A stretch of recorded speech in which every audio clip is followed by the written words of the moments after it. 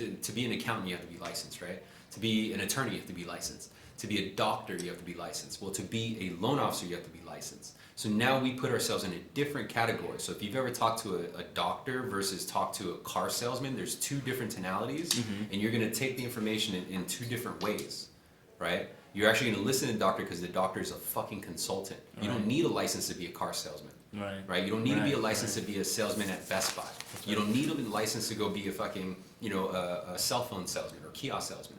But for some fucking reason, loan officers, we have sometimes about us this salesman mentality, like this tonality, right? Like everything's an offer. Like, hey, is it okay? Do you have any questions about your mortgage? Want to check in with you? Because we believe that's the right thing. This is what we're learning from typical general corporate sales training.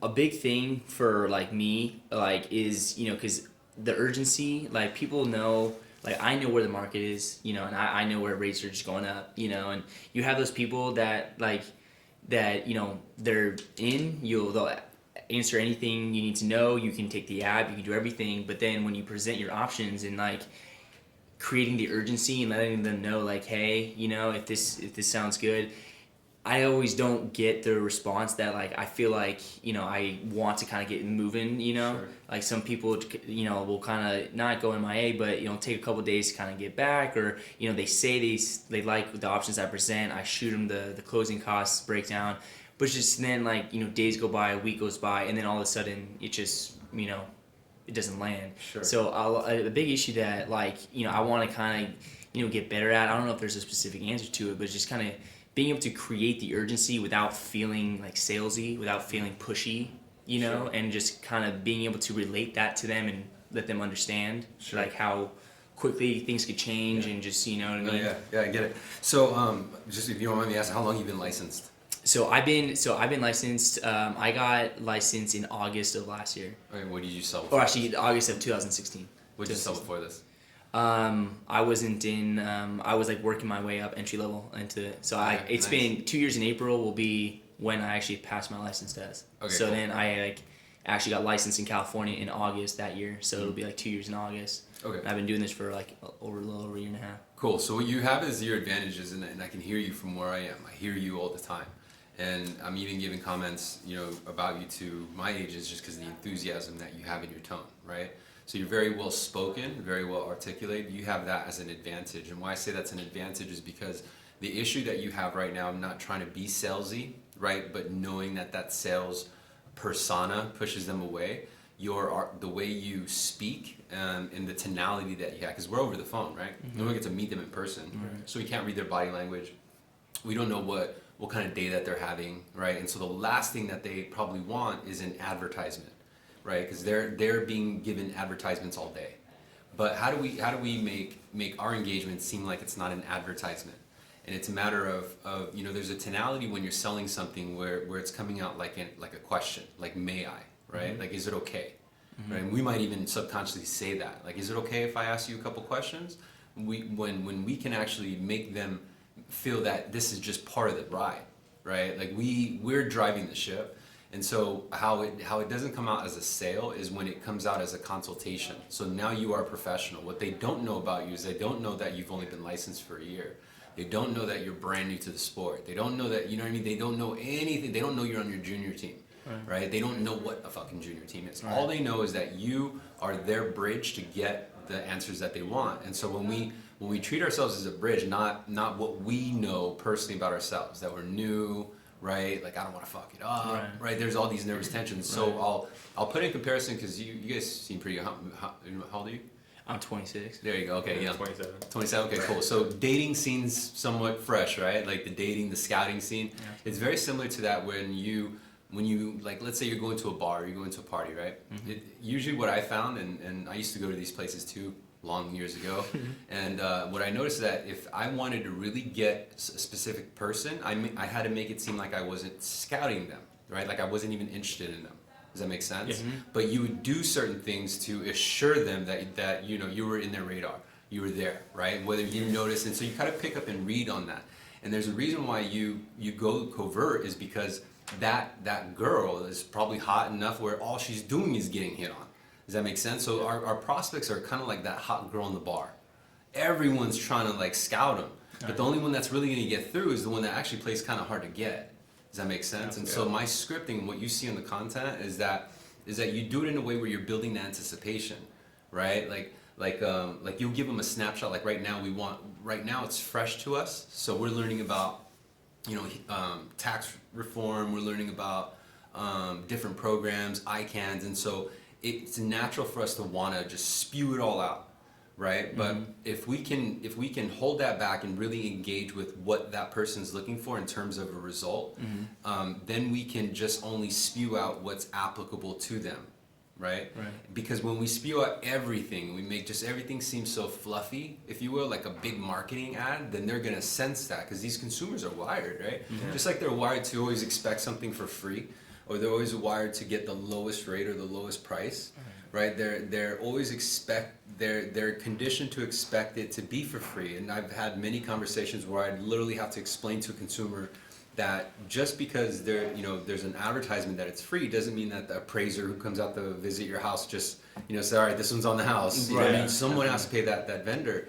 And so what and why I found myself explaining things like that is because I was more focusing the engagement on a sale, like a transaction, right? Like I was always saying, hey, I got the lowest rate, I got the lowest payment, I could beat them. Don't worry about it.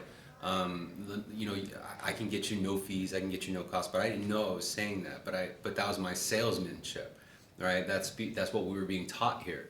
Like, oh man, I can get a no closer for 15 years, and so we see like the advertisement for the weekend, right? And then we'll be like, oh yeah, call me this weekend, I'll get you a no closer for 3.5. Now we're kind of setting the precedence on it being just about pricing. So my recommendation to you is that depending on where in the sequence, like, understand that there is just a set process, right? You see the veterans on the floor doing it. They just kind of have it automated. And you just go look at them just baffled, like, how the fuck do you do it? There's just so many fucking moving parts. Right. How do you do this? It seems hard until it's not, right? And meaning that you have to go through your grind. You have to fuck up. You have to, you have to fall on your face. You have to miss that tier by 1 unit, and it will happen, right? But we were always dreading for it not to happen. And what we're gonna find is that what we focus on most actually comes out in our tonality, right? So if we're focused on objection, if we're focused on them not wanting to buy from us, it actually, we manifest that shit, right? Like, well, I'm a firm believer that we create the objections that we face because we're presenting in a way. And so I had a meeting with one of your comments yesterday, and I talked to her about timing of certain information, right? So like a typical outbound call or even an inbound call, we'd be like, hey, it's a great, like, even the gates of the sale, right? Like gate number 3 is sell NAF. So to me, it's important timing on when you start selling benefits or you start selling NAF. Immediately they should have the impression that they don't need to go that far. Right, so if you consider that response to someone who's already calling in saying, hey, I just want your lowest rate, I just want your lowest payment, I don't have any time, I don't want to give you any information, just let me know what I want right now. So it's playing to, and would you guys agree it's about 99% of the people you talk to? I mean, it's yeah. damn near everyone, right? And so if we understood what it comes in, this is going to be a big lesson, kind of like on a macro level, that you could apply it to anything, and you're going to apply it towards processing, apply it towards your even communication with Flores, right, your manager. And so what you do is you time the engagement so that under the impression that they need to make sure that they should even be on the phone with you. So you're kind of being that like if they're the chick at the bar, you're playing hard to get, right? Like I guess I'll get you a drink. Let me see what you like. You know what I mean? Like, but damn well you want to give them a drink. Yeah. And so that's kind of like the mental challenge is like, how do I give an impression like I don't need you, but at the same time I need you. Exactly. Right? And so what I found is that scripting, I'm sure you guys probably checked it out already, and why it's effective is because it does take over control of the conversation, and it literally answers the question with their objection within the opening statement, right? That they don't want to waste time, they want to know what we can do, are they speaking to the right person, right? And so it literally, are you guys using that, or have you guys read it, the script? sales script? For Sales Remastered, the thing Yeah. that you have, yeah. Actually, you sent it out like it was a couple weeks back. I think I have it on my desktop actually. Okay, cool. Have you tried it? I've looked at it and I will like tell myself that I'm like kind of gonna No go through worries. it, and then all of a sudden it's something like someone will steer me off, and Yeah. it's just like it's hard, I Yeah. can't really get it back. But I've Yeah. looked at it and I think it's on my desktop right now. Okay, cool. You know? Yeah, no worries if you haven't used it or if you're not using it or not. Right. But just because it has to be you. And sometimes if you read someone else's words, it's just not you. Right. Right? But if you understand why it works, or at least why it's effective, then you can make it your own. So you can change the wording, but what you're doing is you're just actually answering the objections, and this is how you create a very strong first call, because that sale actually happens in the first call. Right. The second call is more or less just confirming that. The second call is the close. Right. Selling and closing are two different things, right? So the sale actually happens on the first call. And so when you extract information, you have to really kind of open them up. And so if we understand that these prospects are going to come in with a guard because they think of us as salesmen, we have like this first minute to completely set the precedence. And so within the first minute, I've actually found a way where I can identify what direction I'm going to bring them, because we're kind of like a tour guide if you think about it, where we can either guide them to conventional or government, right? And sometimes it may not even be either or, and the faster we can find that out, the faster we can end that tour and go on to the next one, right? Right. So you may not be at a level where you can quickly pick up the qualifications, right? Like the underwriting guidelines, like the little nuances, but in up front, to the consumer standpoint, it's okay. You're not bringing that up. You're just simply making a note.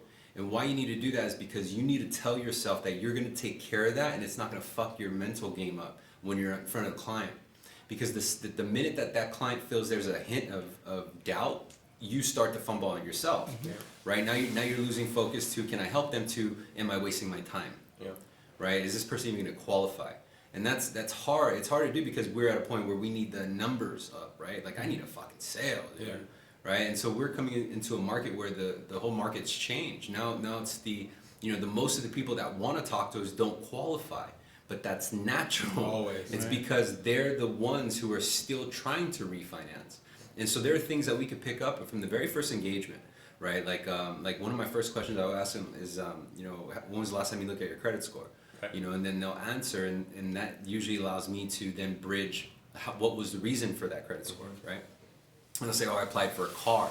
Okay, cool. Did you get that car? Now I got a bridge to come in and find pain, right? So there's going to be something that's going to drive every single person, including us in this room, and it's going to be more so with our prospects, because they're homeowners, right? So one thing that's going to drive them, to motivate them to create urgency, and I think that was one of your guys' questions, like, well, how do I create urgency? You create fear, right? So you leverage on their fear. When I say, dig in for their pain, what I'm talking about is their pain. The reason why it's a pain is because it's attached to their fear, right? So if they're in pain because they don't have any money left at the end, it's fear that they can't maintain, Their right? initial reason for inquiring. Exactly, right, exactly. So the deeper why, Right. Whereas like right up front, and I think this is what you're talking about, where sometimes they'll just sway you in a different direction, is they might say, oh, well, I got 3.25% right now and I need a lower rate. Another Nick No Banger.